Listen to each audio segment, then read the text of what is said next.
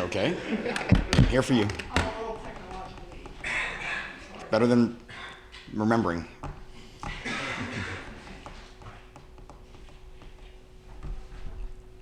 Who's first? I'll start. I think. Well, I'm first. I have the microphone, Gary. I got the power. So, Manny, in past years, and I've covered the team a long time. There's always been a heavy rotation of starters and backups. And I noticed this game, it just seemed like, and especially at receiver, there was, the offensive line all played 71 snaps. The receivers were playing 50-plus snaps. The starters. Was that because they're in better condition by design? You didn't feel the backups were ready? Can you talk about that a little bit, and especially with the emphasis at receiver as well? Maybe a little bit of all of the above. And I think it's just the way that that Jeff and Mike and KJ have kind of separated themselves from the other guys. It's a game where, and also, the snap count, one of the deceiving things about the snap count is, I think we had the ball the last 7 minutes of the game, which is really, crunch time. It was a game where I believe we only had 10 offensive possessions. So a little unique in that we lost a possession, obviously, on the muff punt. So just one of those deals where everything mattered. So the bench was probably a little bit shorter than it would normally be, but we know that going forward that we expected all positions to rotate more guys than probably what you saw on Saturday.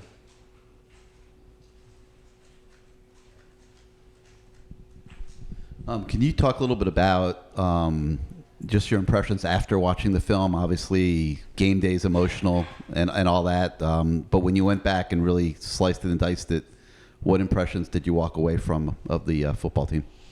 I thought at every position, I thought we competed and gave ourselves a chance to win the game. So I thought every position should, really could take a lot away from that. But at the same time, every position had a hand in what got us beat. So on one hand, when I look at it, in terms of the effort and the fight and the resiliency and the strain and all that, I thought we were outstanding, which is no small thing. That's a big deal. The to be expected, errors in execution. To be honest, on both sides, it was a game littered with mistakes, which these opening games, and it doesn't matter whether it's week 0, whatever day we decide to have an opener, and you have two teams in that type of environment, you're not going to get the best football imaginable. That's just the reason why the NFL plays preseason games. So I think when it really came down to it, I think that we made probably one or two more mistakes at the crucial time than what they did. So a lot to build on. I think our players saw it as a missed opportunity. There was a little bit different mentality in here yesterday when the team came in. It wasn't a sadness maybe like it had been in the past with some losses or kind of a moping around. It was a little more of an edge and an anger, maybe even a little bit of a disgust, which I thought was really good and healthy, and something to build on, I think, for sure going forward. I want to ask you about Tate and just his role. Is that what he's going to be doing moving forward? How do you feel like he did? And I guess what did you feel like his presence on the field made an impact when he was on the field? Yeah, well, he's a threat. There's obviously a lot of creativity that we can do with him. There's things that didn't even get called in the game. So there'll be more to that. But he's a guy that I think if you're playing defense, you'll want to know if he's on the field, and you'll want to know where he's aligned, because that can make you change your game plan pretty quickly. Do you still view him as a quarterback? Would you classify him as a quarterback right now? I don't know. That's a good question. Classify him as Tate. So. Manny, I know it was just the first game, but will you consider any changes on the offensive line? And does just the value of showing those young linemen that you have confidence in them and keeping them the way they are, does that supersede any quick fix? Those are our guys. And let me tell you something. They never flinched. They never blinked. They got beat, and that's going to happen. That's hard. It's hard to play as a true freshman in that setting. And they got some good dudes. They got some dudes that seniors would have a hard time blocking. But, we're not building this program. We didn't build this program for August 24th. We built this, the idea here is to build a monster that lasts and that's sustainable. And I'm proud of the way that those guys did. You could see it early on in the game, especially some nerves, which is to be expected, when you got an older guy against a younger guy. But you know what? I know this, and I know this from coaching the linebackers the last 3 years. Payback's a bitch. And what happens to freshmen is they turn into sophomores, and eventually they turn into juniors. And if you get the right type of guy like we have at linebacker, they turn into seniors. And sometimes those seniors, they go up and play against some other freshmen. And then, like I said, that'll be fun. It'll be fun to watch those guys develop. With Zion specifically, he's obviously a guy you guys have been really impressed with pretty much since he got to campus. Just what were kind of some of the positive signs you saw, and kind of what you saw from him on day one when he got here? He hung in there. I thought he hung in there. I thought he battled.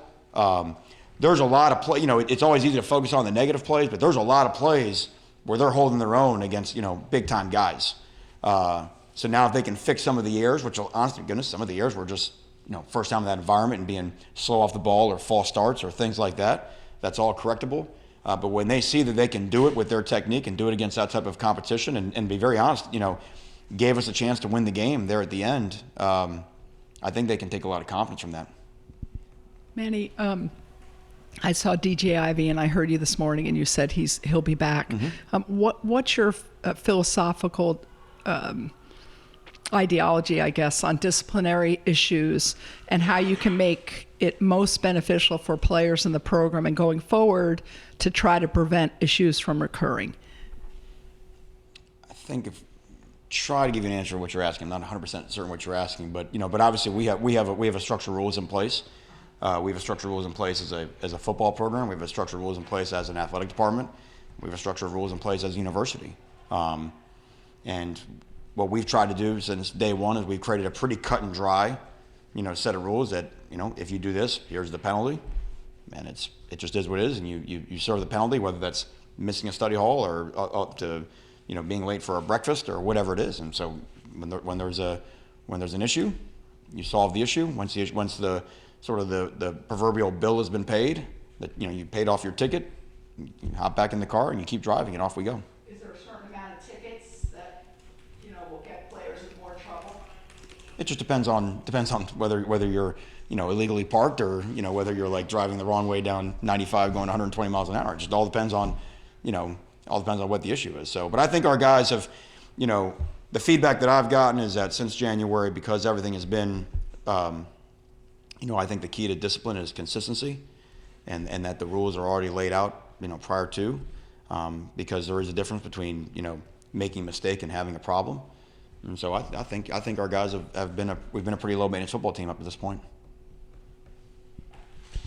Now that you've played a game and you don't play again for another 10 days, 2 weeks or whatever, what's the message you're delivering to the team now until the next game? Let's get to work on Miami, because what they saw on Saturday is if we will compete and do all the things that we've been preaching all offseason, which we had not proven, but we went out there and did it on Saturday, we can play with anybody. So what that means is let's get Miami right? Let's work on us. Let's work on our mistakes. Let's work on the things that we did to not allow us to win the football game, and let's correct those things. Because what I don't want is say, okay, well now, we go from playing, a top 10 team to a team that's not ranked. Is that going to be – no. There is no opposition. I think what we found out on Saturday is that we are the opposition, that we're playing against the best version of ourselves every week. And so now to try to make sure that we present the best version of ourselves on Saturday, I think our players believe it doesn't really matter who the opposition is, that our best will beat anybody as long as we're at it. So let's try to find the things that we didn't do well and not repeat our mistakes. I want to ask you about Bubba Bolden. Yeah. And just what the situation is there. Are you hopeful that he can play this year, or do you have a timeline on? Yeah, we were hopeful last week. We're still hopeful. We're just waiting to hear back, and so fingers crossed. We'll see.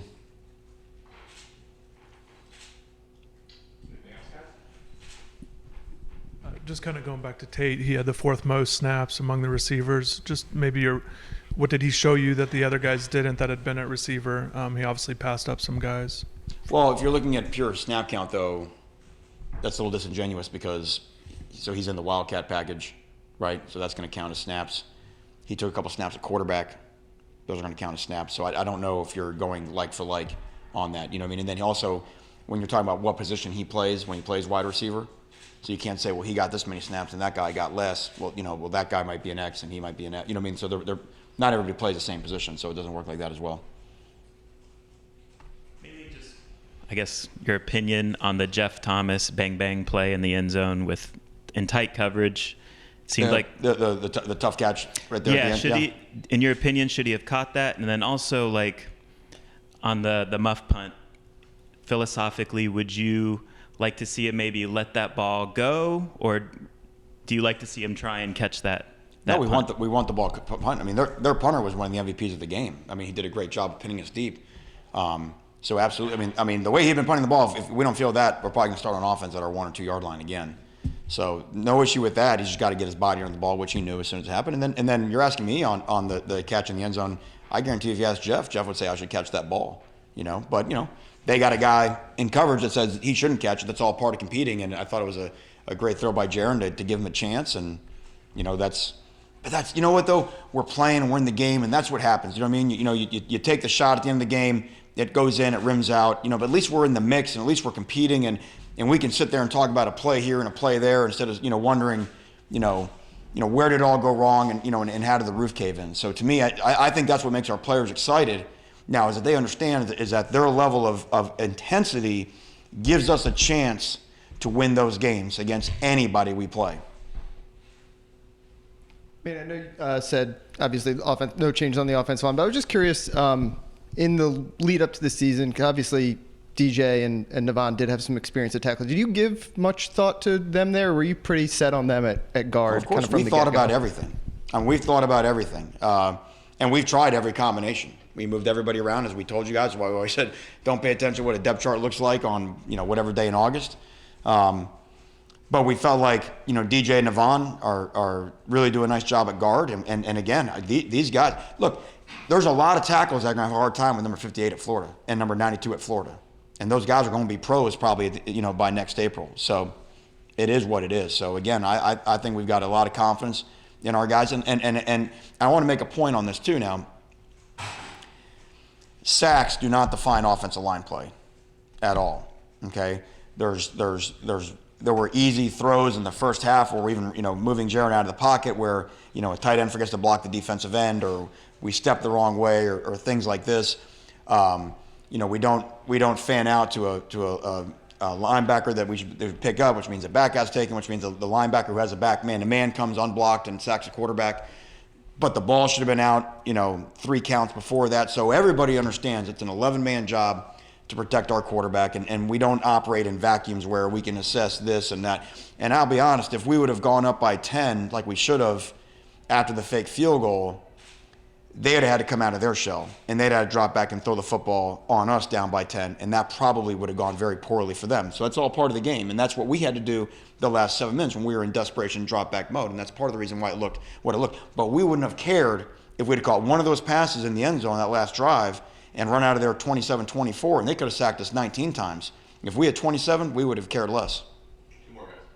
Manny, I was just wondering, how does Tate feel in particular about playing wide receiver? I would think it would be kind of invigorating for him. How has that changed his mindset, his drive? I would encourage you to ask him personally, but I know that was something very on in the process he was very, very excited about and wanted to do it and suggested it. How do you feel Amari Carter and Gervin Hall played in their first game, replacing Jaquan and Sheldrick? It's a tall task and against a good offense. Do you think they played well, graded out well? I thought they grew into the game as the game went on. I thought all of our sophomores in the secondary did. I thought early on, obviously we had a ton of missed tackles back there that contributed to their first touchdown. That in a game again where everything matters, you can't give up 66-yard touchdowns. It's just not acceptable. But they'll learn from that. And all I can think about is when, Redwine was a sophomore. When Michael Jackson was a sophomore, he would hardly tackle anybody. He left here one of the best tackling DBs that we've ever had. So. Like I said, I thought as the game went on, they grew into the game, and I thought they got better and better. But early on, you could see fourth play of the game is when that fourth play of defense in the game is when that play got out of there. And that's when I know that all those guys would like to have back. Thank you, everybody. I got one more thing, Carter. Okay. Just to make a little bit of announcement, because we have a little bit of an unusual deal today at our press conference, but there is a new arrival on the roster.